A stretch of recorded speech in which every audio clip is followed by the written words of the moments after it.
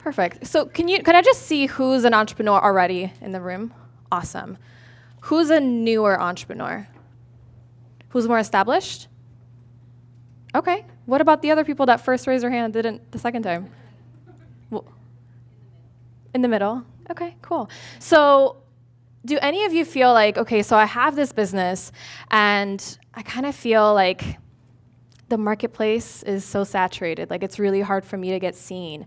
Maybe you're posting on Facebook or maybe you're just doing whatever and people don't really seem to know who you are. Does anyone feel that way ever? Whoa, you guys are all rock stars. That's great. Well, I don't know what I'm doing on the stage right now. No, but this is something that a lot of my clients struggle with. They feel like, I'm putting all this energy, all this effort into actually being seen, but yet I still feel like a hidden gem. And you might have a big purpose behind what you're doing. You might have a mission, a message that you want to share with the world. So what the heck, right?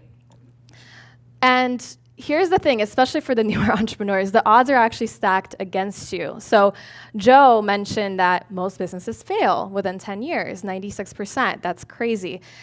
So this is a quote that I found, or a stat that I found. Entrepreneurs who succeeded in a prior venture, such as a company that went public, have a 30% chance of success in their next venture. On the other hand, first-time business owners only have an 18% chance of succeeding, and entrepreneurs who previously failed have a 20% chance of success. So that's not very exciting, right? Like, man, so I'm basically like, why are we in business in the first place? Like, clearly, we're not supposed to succeed. Like, the odds are stacked against us, so why are we doing it? Well, we're all a little bit crazy, I think, first of all. But we're doing it with a purpose. Right? We all went into this not just for the love of money, right? We want to do something bigger with our lives. We actually want to impact people. We want to make a difference. So with this, that doesn't sit right with me. Does this sit right with you? No? So I wanted to know, why do people fail? Why do people that start businesses fail? So I found this graph, and you'll notice that 46% is due to incompetence, which means that you just don't know what you're doing. 30% is lack of managerial experience. So yes, you have to know how to manage yourself, especially as a solopreneur. You have to know how to manage your team. You have to know how to manage your clients to actually grow. 11% is lack of experience in general. So you've never maybe had a business before. You don't have a background in business or marketing or whatever. And 18% is other, like fraud, like natural disasters, like neglect. So when I saw this, I got really happy because this is good news. You want to know why? Because these are preventable. Okay? So neglect, that's pretty clear. Don't neglect your business. If you're going to start a business, you're going to have to show up and actually do something with it. So that is preventable. Incompetence, well, this is why Joe exists, this is why I exist, this is why courses and events like this are out there, so you can come and get the knowledge, get the support you need to know what you're doing, right? To feel like, okay, I got this. Same with lack of experience on managerial side or just in general. This is why we have support. So I'm really glad that every single one of you is here right now because you're taking charge of your own business, right? You're showing up, you're doing what needs to happen for you to grow, okay? So that's amazing.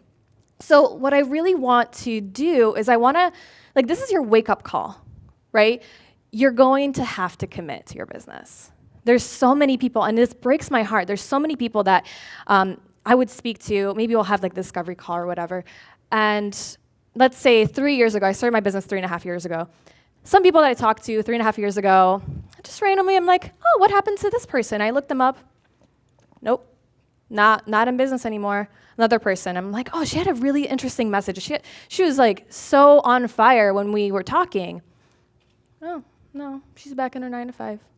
So I don't want that to happen to you, right?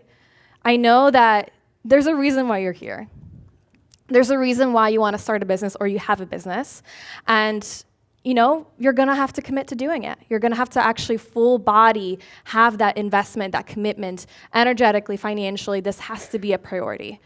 And here's the good news. In the beginning of my business, it was Not the easiest thing ever. I definitely had to make a lot of sacrifices. But because I committed so full-heartedly, because I knew that there's nothing that's going to stand in my way, I persevered, and I was able to come out on the other side.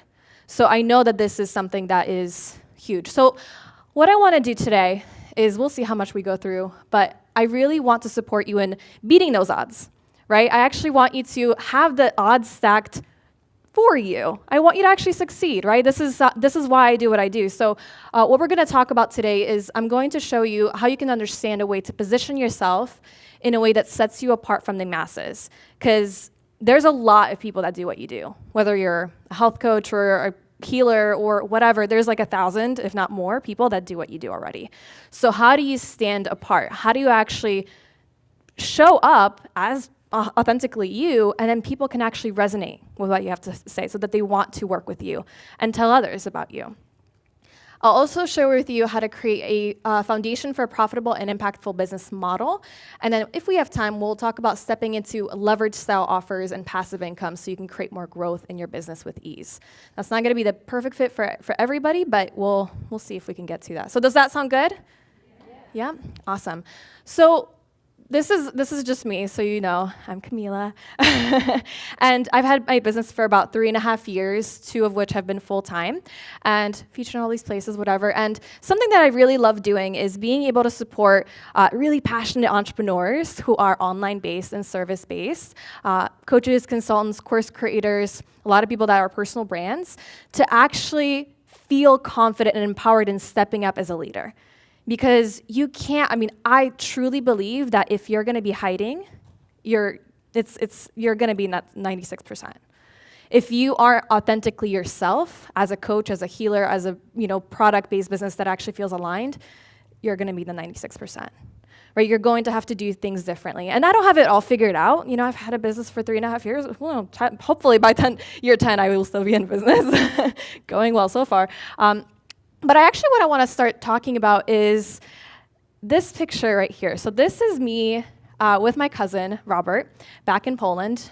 I lived and grew up in Poland.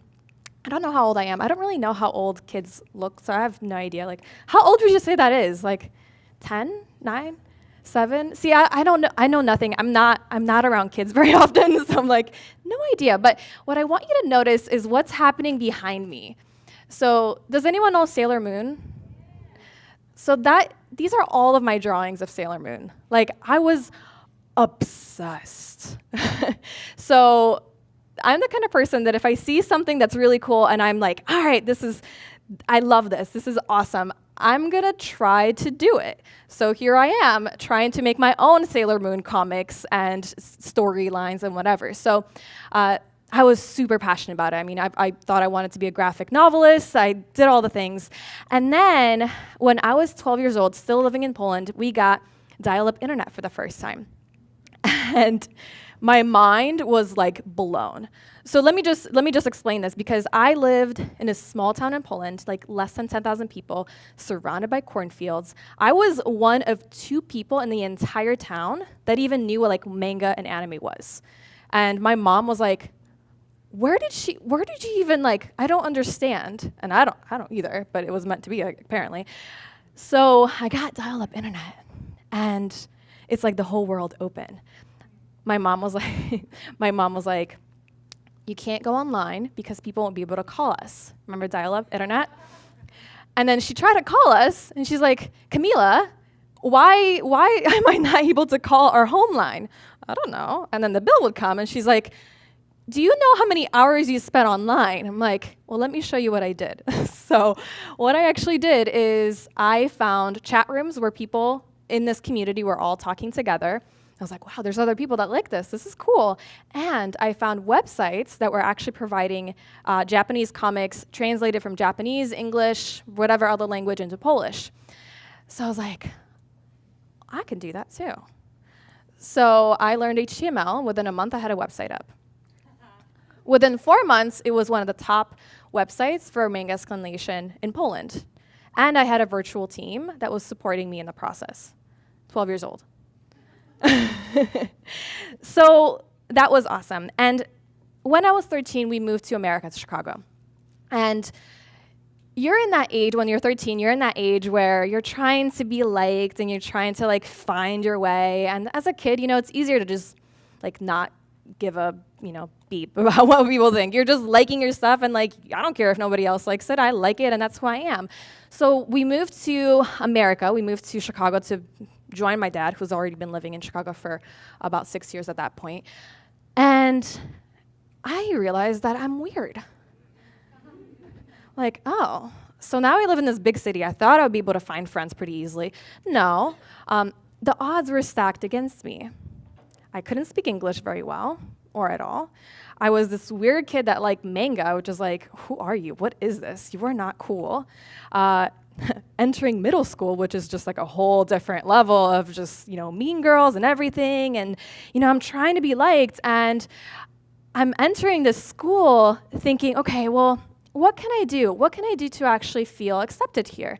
And what I quickly realized is that I needed to start shedding these layers of authenticity away from me. I needed to start molding and shifting who I am in order to fit in. So, unfortunately, the Polish kids that I hung out with in Chicago were not the best crowd.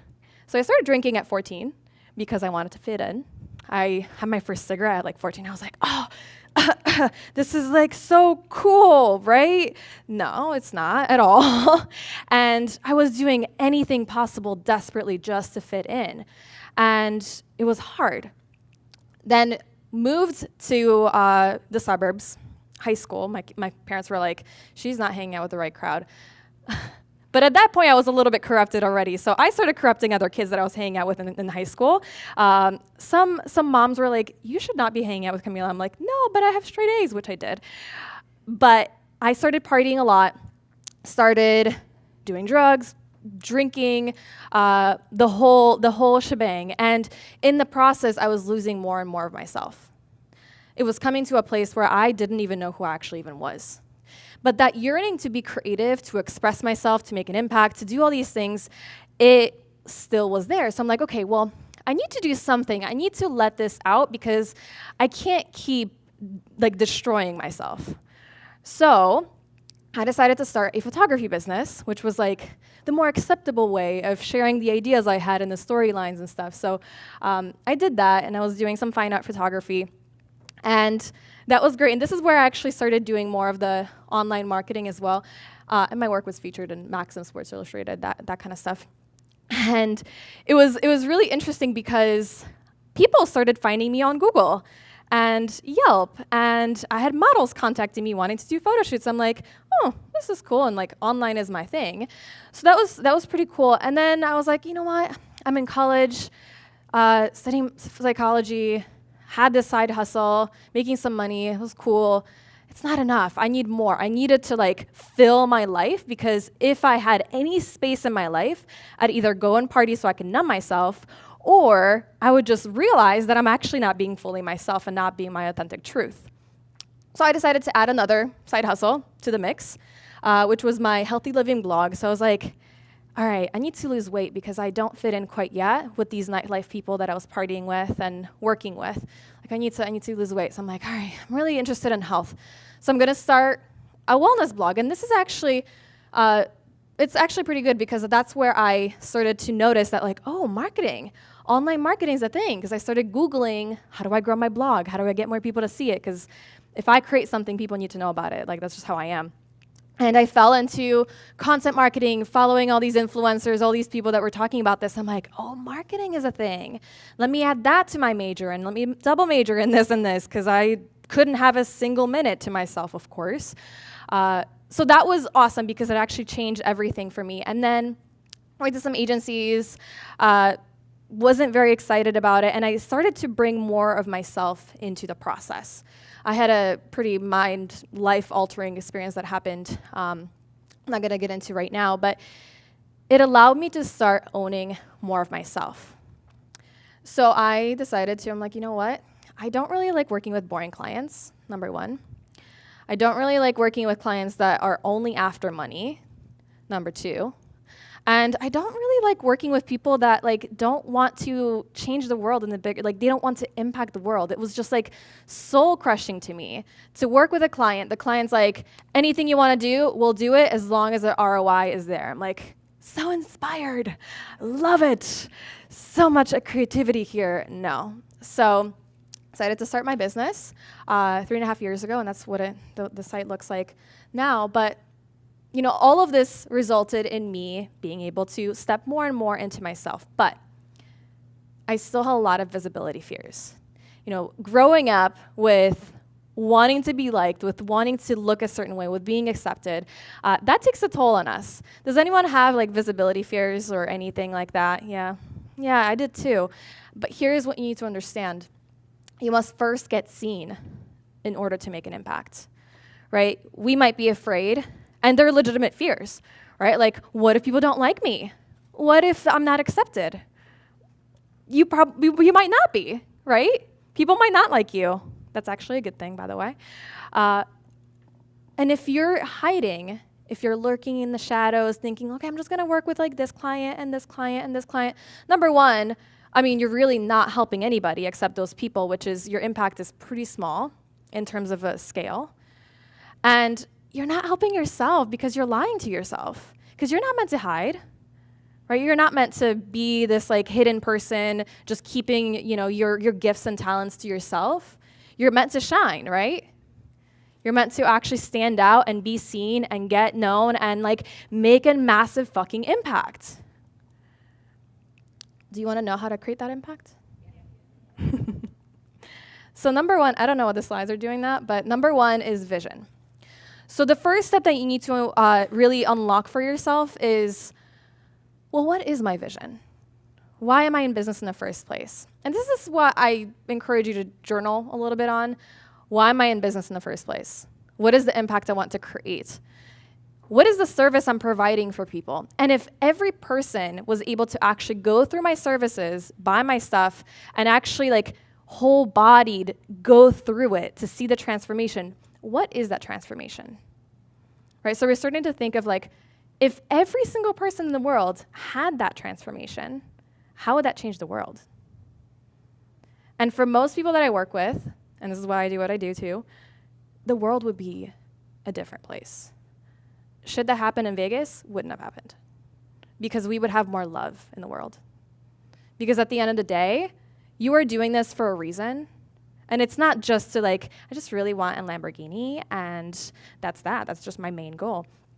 You probably want to actually change people's lives. When people's lives are changed and healed, they are able to have this space to accept others.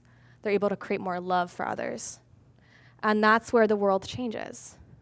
So I really see my clients and all of you, you use your business as the vehicle for that change. That's what you need to realize. This is bigger than you, right? Well, I don't care if you're a VA or a designer, or whatever. It doesn't even matter what you do, but because there's always a way for you to actually make that massive impact, okay?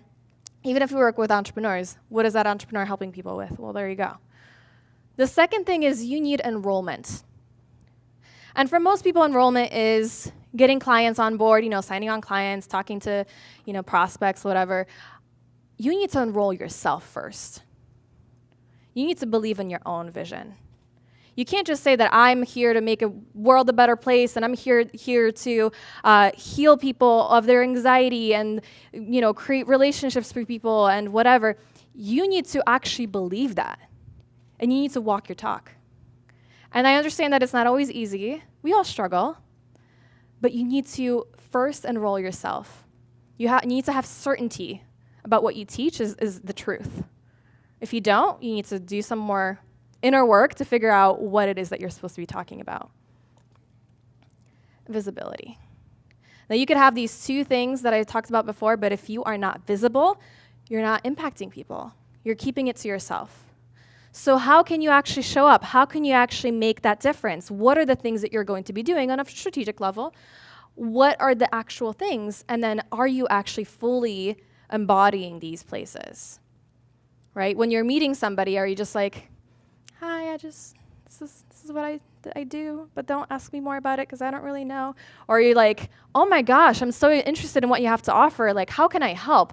It's a conversation. It doesn't have to be weird or sleazy. It's a conversation. It's a relationship. When you truly believe in what you are offering and that impact that it can make on people, sleaziness is not even a part of the equation, right? Because you are here to serve.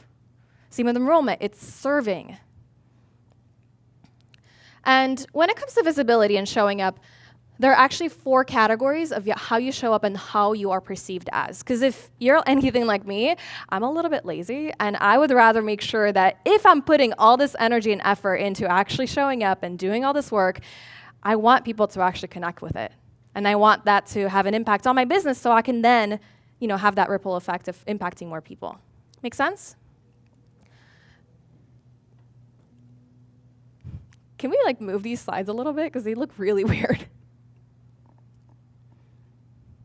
Well, anyways, this is the pyramid of trust. Pyramid of letting go.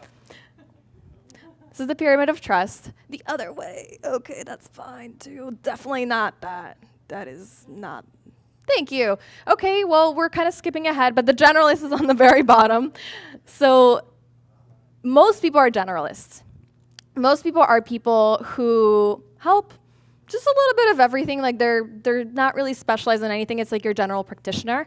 If you go to a doctor and you're just kind of like, I'm sick, help me, because they can help with anything, kind of. And are you going to go pay them like thousands and thousands of dollars to tell you that you have a cold? No.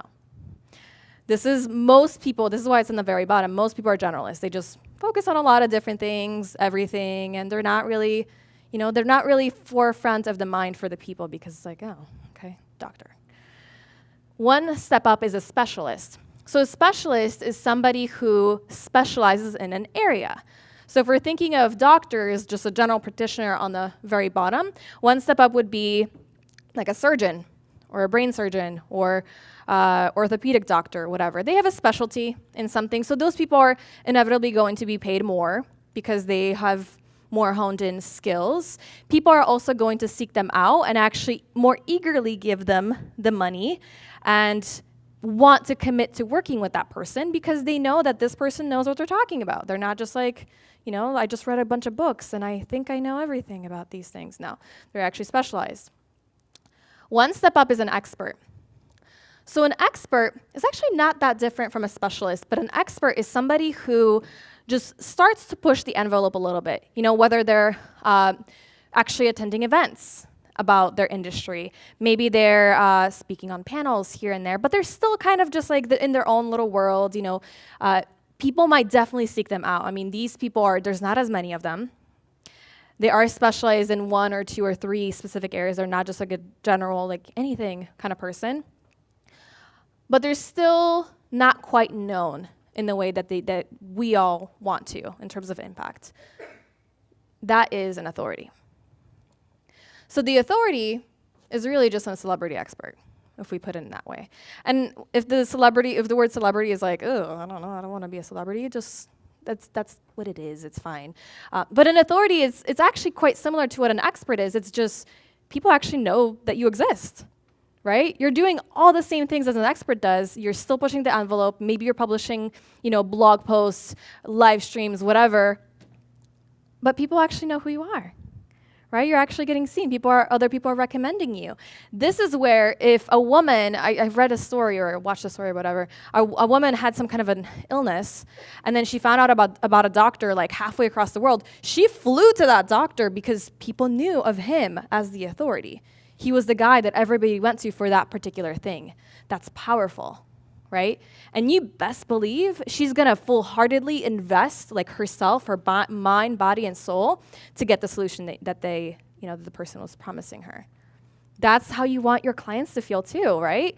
Like you want them to actually be like, yes, I know you are the person for me. I know you can change my life. So I'm not going to be, worried about all the shiny objects, all the things that are floating all across my peripheral vision. I'm just going to commit to you, and we're going to have the transformation that I want to have. Make sense? So, are you guys committing to being the authority? Really? That's.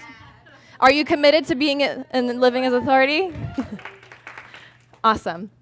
So we have just a couple minutes left, but I want to go through a simple system for growth. So this is a little bit more strategic side. I'm not going to dig into this in any deep level, but the first step that you need to have is setting up. So this is your authority brand. And we'll talk about the authority brand shortly, but you need to actually know who it is that you're talking about, or which is yourself, right? What is it that makes you different? How are you standing out in the marketplace? What is the thing that you like to talk about? Which leads to visibility. Now that you know who you are as an entrepreneur, as an authority, as a business owner, you need to be showing up. So creating content, growing your list, getting out there, getting featured, meeting people, events.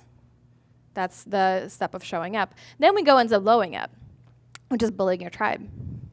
So you could be a total rock star knowing everything about your topic of your area of expertise, but if people don't know that you do, then are you really an expert? It's like if a tree falls and no one hears it, did it really ever fall?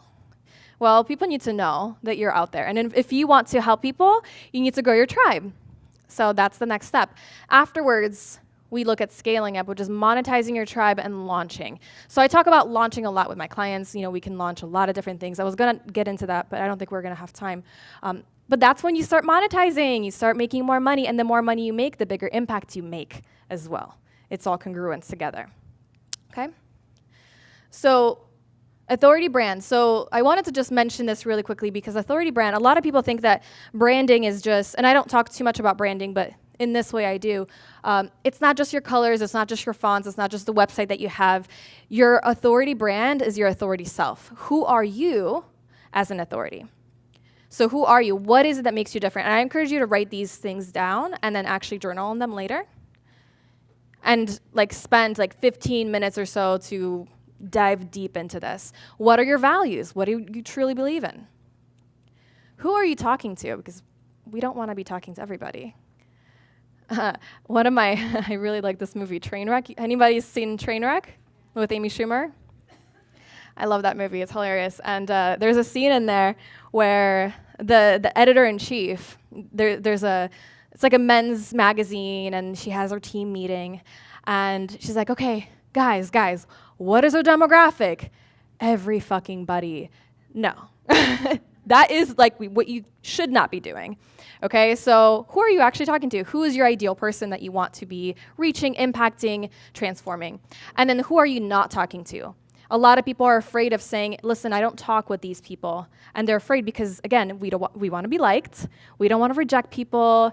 And it's really difficult for a lot of people to actually make it clear, listen, this is who I am. This is what I know, how I'm going to serve in the best way. And these people are just not a good fit for me. It doesn't mean that you think they're weird or whatever. They're just not a good fit for what you have to offer.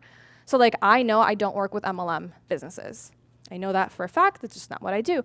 I also typically don't work with e-commerce businesses. I've had the experience, didn't like it. Not something I do. Don't work with people that are just money driven. I like people that like money in order for it to make a difference in the world and make an impact, but that's not the main motivator. So who are you not talking to? So definitely encourage you to go through these, and I now have to wrap it up, but can we move the slide a little bit? No, the other way. Okay, so speaking of the authority brand, I have something that might help. So I'm a huge believer in being yourself, in being authentically you, showing up the way you're meant to show up. And when you're able to be truly yourself, you're actually going to impact more people. Because here's the thing, it's much harder to keep that mask on.